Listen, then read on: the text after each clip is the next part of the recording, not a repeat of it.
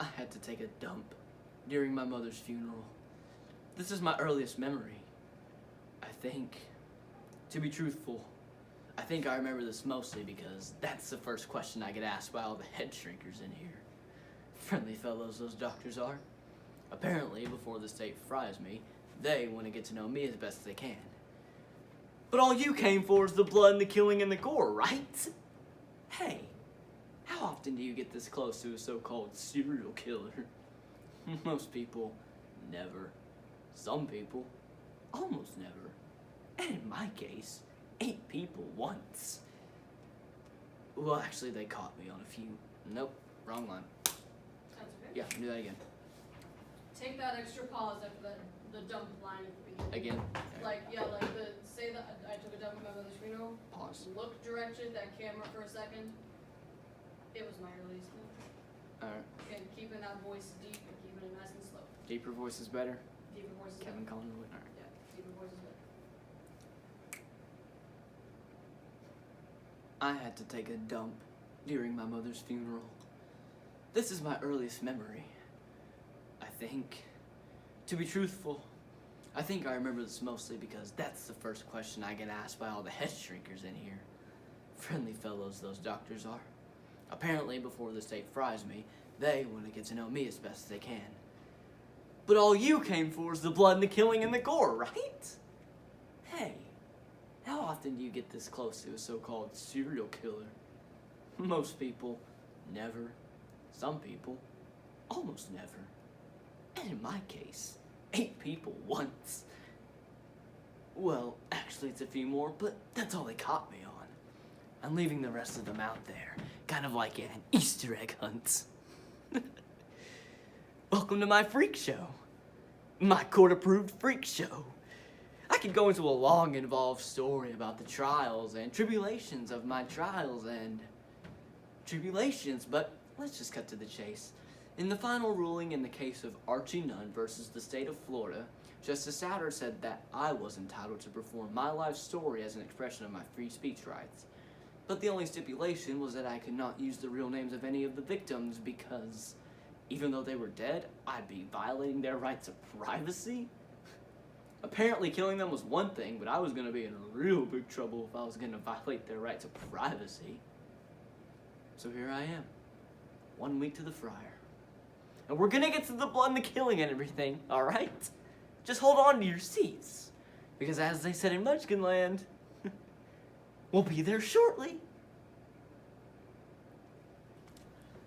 Go for the heart. Just don't eat it, says Archie Nunn, recalling a friend's counsel. Pretty sage advice for someone with nothing in the world but an orange jumpsuit, a tape recorder, a date with the electric chair, and a solo show on death row. A legendary killer, Nunn has one last wish: to heap massive abuse on the Disney Corporation, which he blames for his problems, and to tell of his twin obsession with serial television and serial murder. So I Killed a Few People, by Gary Ruderin and David Summers. I grew up outside the Jewish part of Atlanta, but when I was 9, me and my family moved to Orlando. My dad worked for the company. He's an electrical engineer for Disneyland. He's a nice guy. Always gets along with everyone. When I was a kid, I watched the movies and the TV shows, and I bought the image. But there's no greater problem in our society today than the effect that Disney is having on our children.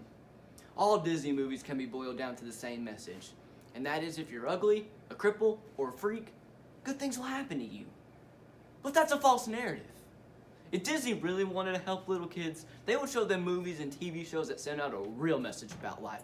And that is, if you're an ugly, crippled freak, here's what's gonna happen to you. Nothing. People will hate you. Mommies and daddies don't like cripples. Restaurants don't serve ugly people. You better live on an island. You should kill yourself. You should kill those that hate you. One day these little kids are gonna grow up and they're gonna learn the realities of life, and then they're gonna snap. They're gonna lose it. Then blam! Disney has created more serial killers than the entire state of Wisconsin.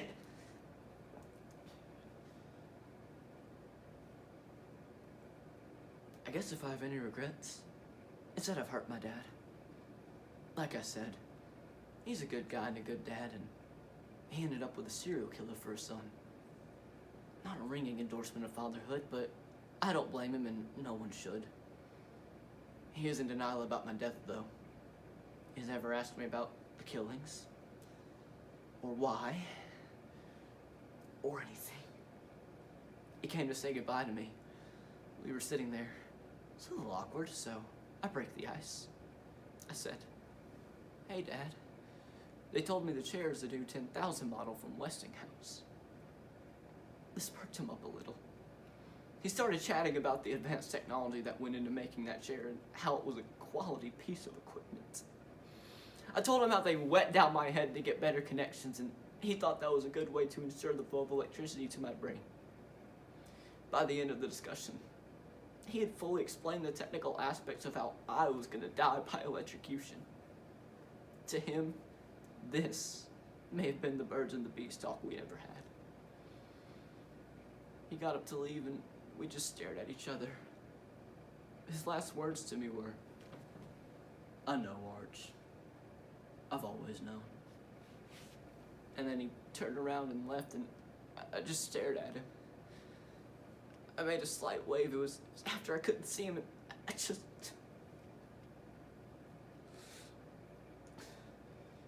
Right before they pull the switch, they ask you for your last words. I think I'll tell them about the only time I've ever killed out of genuine anger. The only time I lost something that I truly cared about. It was my first time. My first killing. I told you about my dad and how he was a good man, but when I was growing up, he didn't have much time for me, working at Disney and all. As for my mother, being happy to her meant vodka martinis for breakfast, lunch, and dinner with bourbon snacks throughout the day. Let's just say I was raised by the TV, okay? TV was my mother, father, priest, friend. You have to admit how valuable television is. It's got comedy, drama, news, history. And when I did want to be alone, all I had to do was turn it off and all my little friends would disappear. They'd be there waiting for me when I was ready to get together again. The best part, they're never going to be too tired to play, or too busy, or too drunk. I thought things were going okay in life in general, but then there was this one chick, I don't know if she was jealous or what, but she was always trying to come between me and my friends. She'd mock me because we were all so close. She'd whine about how I was losing touch with reality. I told her the TV was just as real as anything else, that a lot of my friends were there. She had no friends. She grew more jealous of me and my friends. And then one day, we just had a real blowout of a fight. She was drinking, so I went to my room and turned on the TV. When all of a sudden in the doorway behind me, I heard this heavy breathing. I turned and she's standing there, panting, sweating, and holding a claw hammer in her hand. She had lost it, but she was puny. I could take her. I wasn't afraid. But I quickly realized that I wasn't the object of interest. I leaped at her, but it was too late. She drove the hammer through my friend. There was an explosion of glass and sparks, and then they were gone. All gone. She turned to me, and she said, "Now maybe you'll talk to me." Through my rage, I was seething, but in the calmest voice I could muster, I said, "It'll be okay. Let's just clean up the mess." This confused her. She was ready for a knockdown, drag-out fight. She handed me the claw hammer and turned to go get the dustpan. And when she turned around, I dug the claw into the hammer into the back of her skull. And I dragged her back into the room. She was screaming. So I took the blood into the hammer and I smashed it into her throat. She really started crying then. But I know it's just to manipulate me, you know? Mess with my emotions. Turn my friends against me. Actually, she owed my friends an apology. I picked her up and I threw her head first into the TV.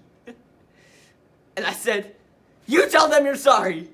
You tell Johnny Carson and Johnny Quest you're sorry. Tell them what they won, Johnny. I can't believe I ate the whole thing. Lucy, you got some splaining to do. Hogan, this tape will self-destruct in 5 seconds. M-I-C-K-E-Y. Why? Why? Why?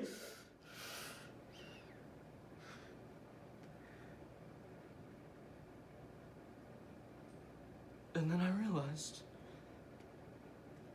she wasn't moving anymore. I let the body drop, but the head stayed in. I crouched down and stared at it. It wasn't as good as regular TV, but I was fascinated by it. It was like making my own kind of television. I liked this show. I wanted to see more of this show.